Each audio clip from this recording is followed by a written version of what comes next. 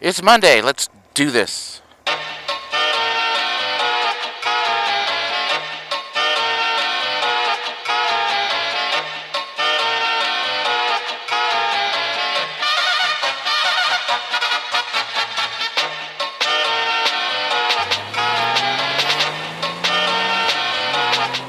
I should have brought my other camera.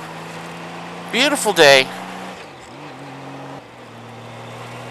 Anyway, one of the things I wanted to talk about is creative burnout. Right now, I'm not suffering from it. But one of my friends, one of my fellow YouTubers that I, comment on a lot of his videos, and he comments on just about every one of my videos. He's kind of suffering from it. Kind of like he doesn't want to do a lot of motovlogging anymore, and I don't blame him. He gets old, and then life gets in the way. It's like he's getting ready to get married. Matter of fact, I think he's getting married today, actually. Congratulations, Coyote Adventures.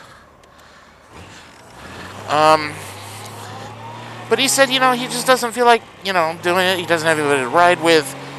I can relate to that. You don't want to keep covering the same subjects over and over again. It gets old.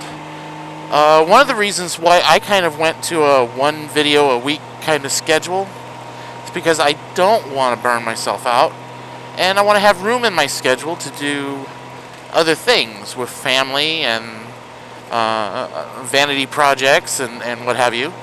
And hell, I get off work, I'm very tired anyway. He actually brought that up about a month and a half ago. I think about a month and a half ago. And I didn't really, I thought, well, I'll do a video on that. And then I kind of quickly forgot about it. And then I watched an interview with Casey Neistat. Philip DeFranco was interviewing Casey Neistat. And he talked about creative burnout. And see, he went a total 180 degrees. He did daily content for a little over 2 years. I think around 2 years. And he would do, 10-minute video or so. And he said it got to where it took over his life. It was like he'd spend time with his wife. He'd be like, how do I work that into my vlog? How do I work that into my YouTube channel? And finally one day he said, enough is enough. It's affecting my family life. It's affecting my wife. It gets to that point, it's unhealthy. He had to scale back everything. I don't think he very rarely puts out a video now, and he occasionally tweets. But he went from daily content completely plugged into social media and his Twitter, and to all of a sudden, you very rarely hear from him. He's gone the total opposite end of the spectrum. And I can't blame the guy. This is a grind. Doing a video a day, I can't imagine. I tried to do it for a little while I was semi-retired, and I just couldn't get everything together to do it. I don't know if it was my drive. Don't know if my skill level. My edits tend to take a long time, and a lot of that's hardware limitations. But to actually put together a daily content, that's brutal. It is brutal. So I can really see why he decided to completely leave it behind. Even this weekly content sometimes is a bit of a pain because I work 9 hours to 10 hours by the time I'm home. And then you have to generate content that you can use to do your weekly.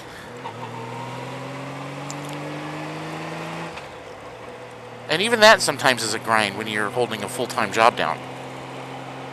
And while a lot of people say, oh, yeah, but it's a hobby. Yeah, but you make a commitment to yourself or a commitment to your audience. I committed to do a video a week. And that's not a grueling schedule as far as YouTubers go. A lot of guys, the sweet spot's about 3 videos a week. Of course, that changes from time to time. I mean, daily vlogging's kind of almost dead, which is fine.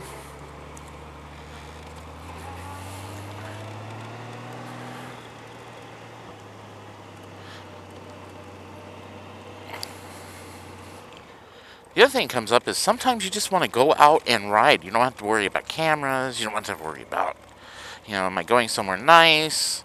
You don't want to have to think about any of that. You just want to get on your bike and you want to ride.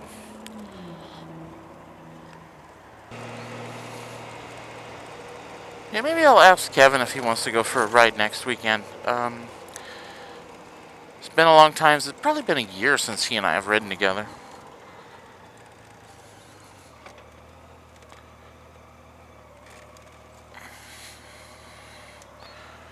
And I kind of miss riding with him. And I know he misses it because he doesn't have anybody to ride with either. And he doesn't like to ride on his own.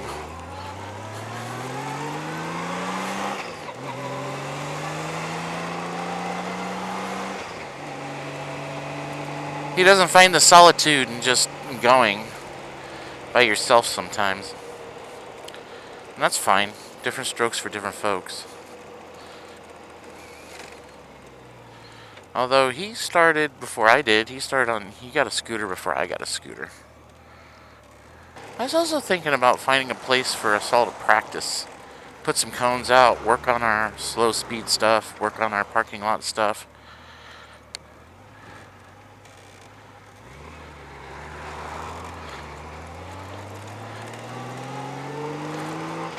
Especially because we don't ride a whole hell of a lot, and this is the time of year that we do ride. We like to ride in late September, early October, through October and early November, because it's just so nice out here. The weather's cooled off and it's just, just about right. What really sucks about these little rides, is I start feeling like I'm one with the bike, and it's time to park. And if you are experiencing YouTube burnout, just quit making videos for a little while. And chances are your audience will still be there.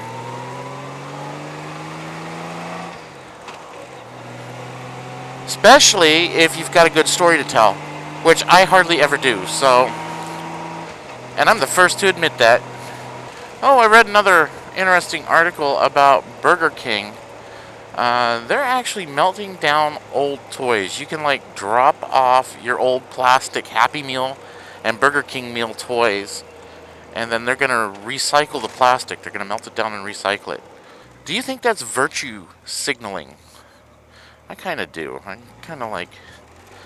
don't think they're using it to improve the environment. I think they're using it to improve market share, which is what businesses do.